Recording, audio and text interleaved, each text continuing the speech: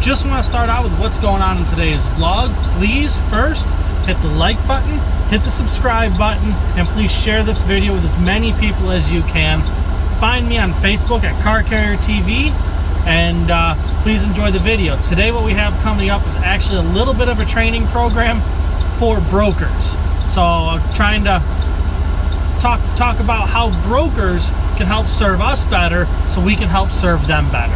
So please like the video, and I'll catch you in a minute.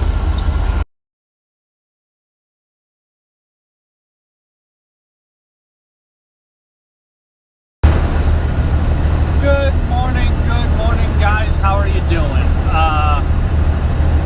Coming to you from Tennessee. It's about 9:30 in the morning. We started our day at about 1 a.m.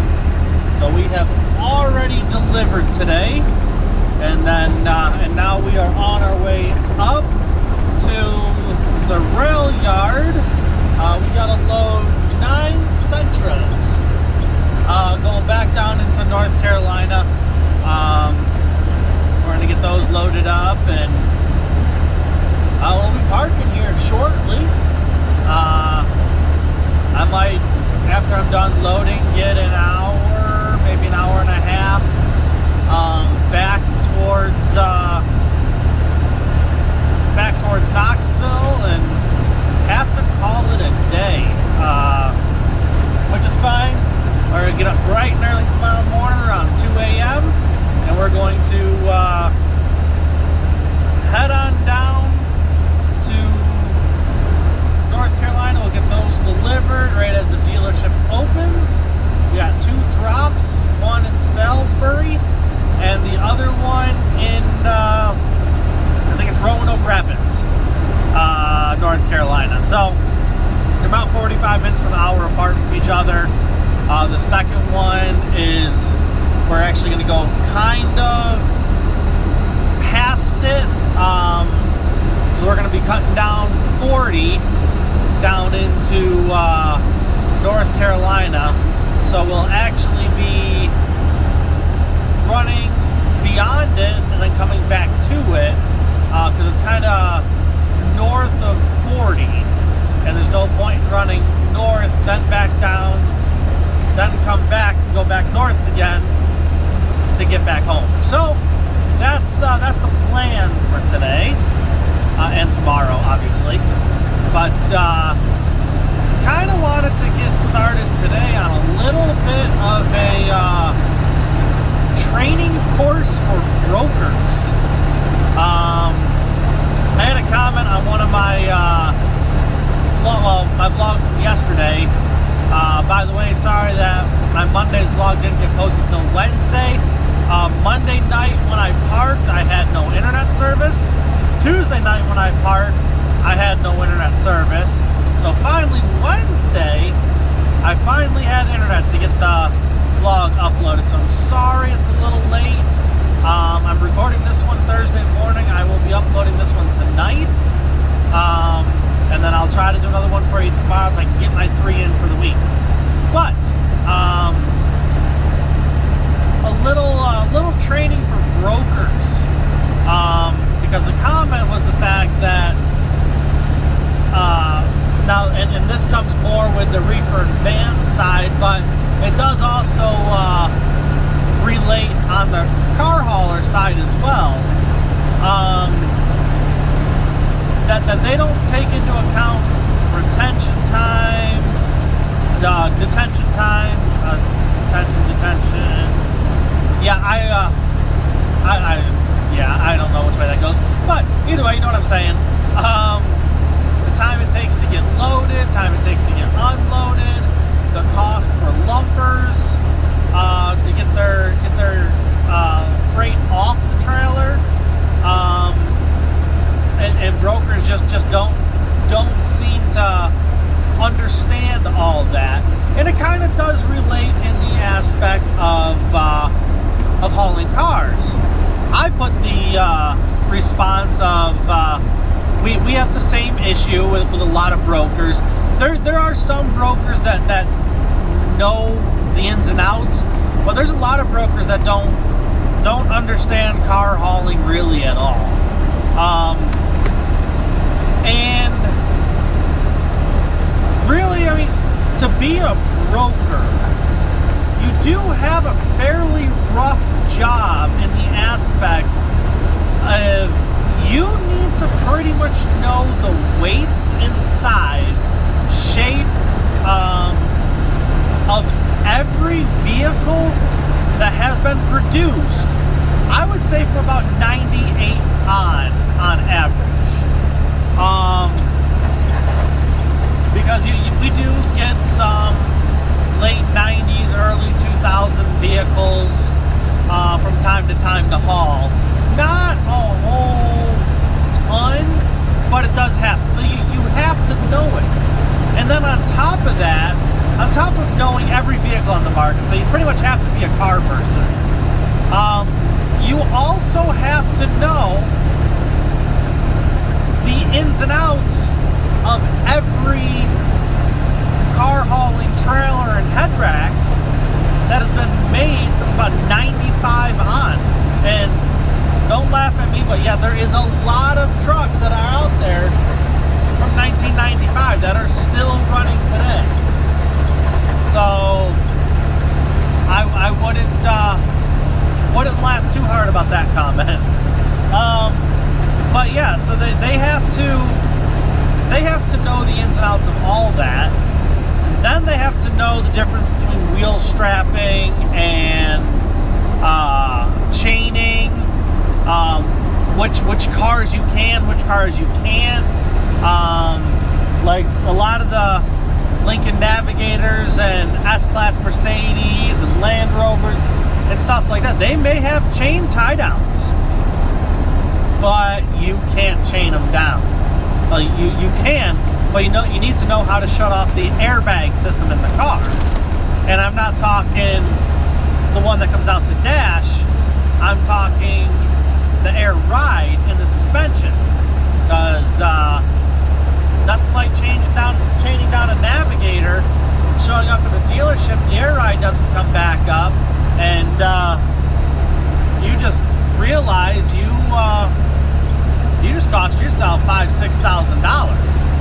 So the brokers need to know all that stuff. I made the funny comment, and not really haha funny, but just kind of amusing in the aspect of you'll get a call from a broker, and they'll say, "Oh, I got 6 trucks. Can you fit 6 trucks on your trailer?" Yep. Yeah, I can. One over the head rack, one behind the top, and one over the cab, one behind the cab up top, 4 on the trailer. 1500s. You might be able to toss a couple 2500s in there, like 2, possibly 3, depending on, are they gas, are they 4-door, are they 8-foot box? And that's the whole thing, is a lot of the brokers, they don't get that. My comment was, yeah, I can get it on. And their response, okay, cool. I got 3 1500s, 2 2500s, and a 3500 dually. Yeah, I could make it fit, but I can't run down the road at 92,000 pounds. So, no, it's not going on. Or, yeah, get 6 1500s. You can get them on. Now get all 6 of them full-size 4-doors ordered with 8-foot boxes. Nope, no longer going on. So, I mean, there's a big variety there. You need to know the difference between a Cherokee and a Grand Cherokee. Other than the fact that the Grand Cherokee is about 2,000 to 3,000 pounds heavier than a regular Cherokee. Are you hauling a Jeep? Well, what kind of Jeep? Is it a standard Jeep with standard tires? Is it a Rubicon with big mudders? Is it a 4-door? Is it a 2-door? Does it have a lift kit? And there's a lot of things that brokers, I don't really say they don't ask. I would just say it's not that they don't know, it's that they don't even know to ask these things. A lot of these brokers haven't ever been up close to a car carrier unless it's passed them on the highway. So, in a lot of the big broker companies, your Ready Autos, Montway, Midway, Rightway. I mean, a lot of those companies, the people that they have working for them, they're not hiring a dispatcher. When you call into those kind of companies, you're talking to a dispatcher. You're not talking to a broker that's calling to get these loads themselves. You're talking to a dispatcher that their job is, they see the load on the board and they send it out. That is what their job is. But they the issue is you're getting some kid, whether it's a female or a male, that has no idea what these vehicles are, how they fit on a vehicle. I mean, you gotta think, I'd say 80% of the population doesn't know the difference in height from an F-150, a Dodge 1500, or a Chevy 1500. I would say 80% of the population, just in general, they don't know the difference in cars, except for the brand and model that they buy. And you get a lot of people that, look, they buy a Ford, they're Ford only. When they buy a Toyota, they're a Toyota only. That's all they know is Toyotas. They don't even go to a Chevy dealer or a Ford dealer or a Honda or any of them.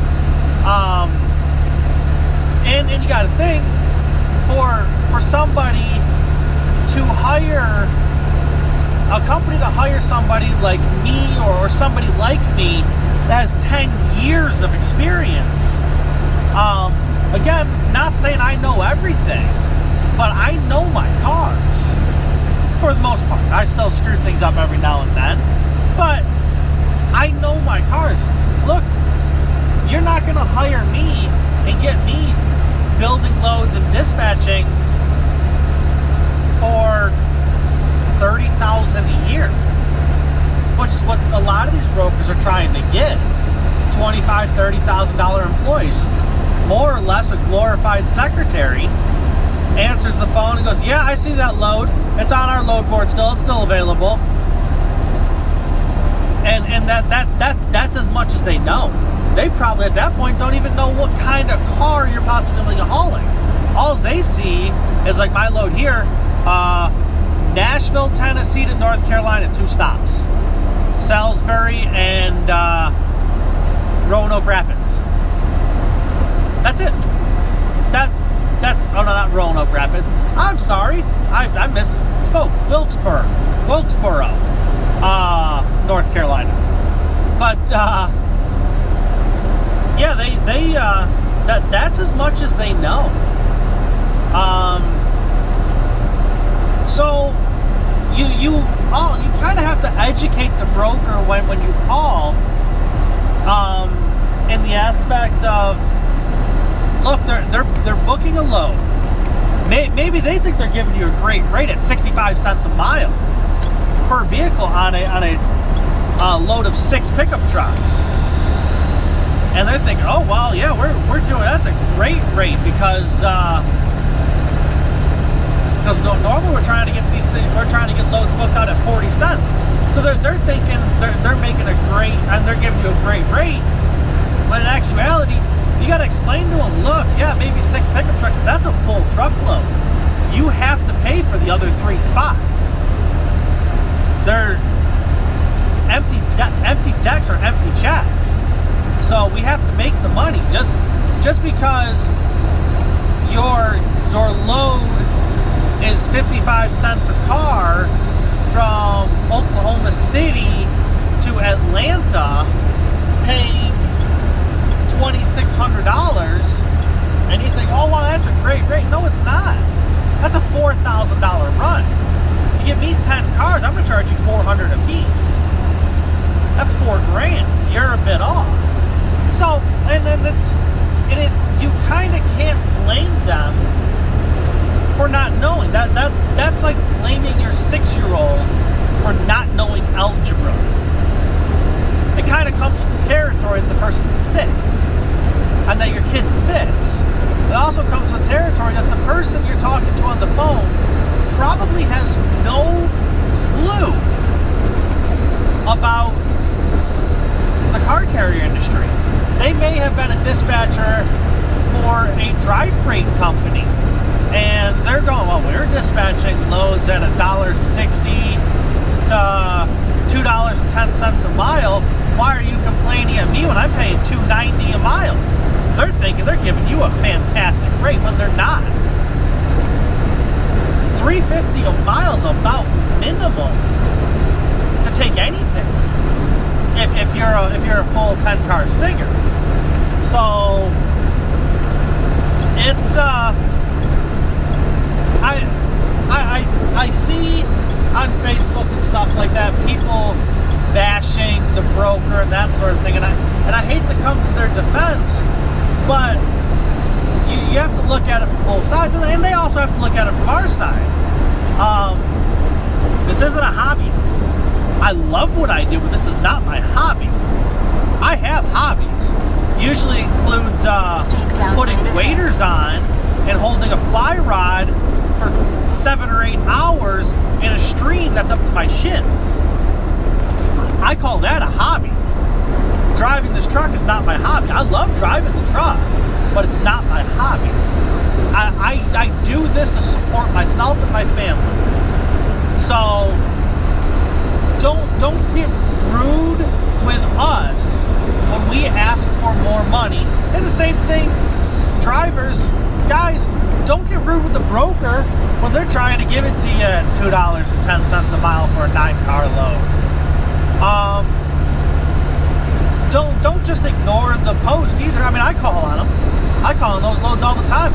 I give them my rate to make that run, and if they're willing to give it to me, then cool. If not, then I move on.